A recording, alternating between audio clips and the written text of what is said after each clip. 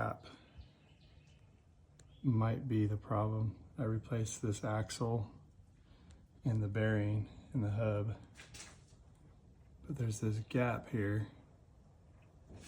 Go on the other side, and the gap's not so much. Don't know how that is,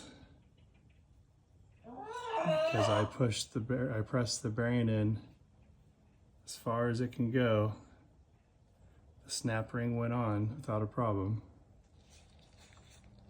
I don't know.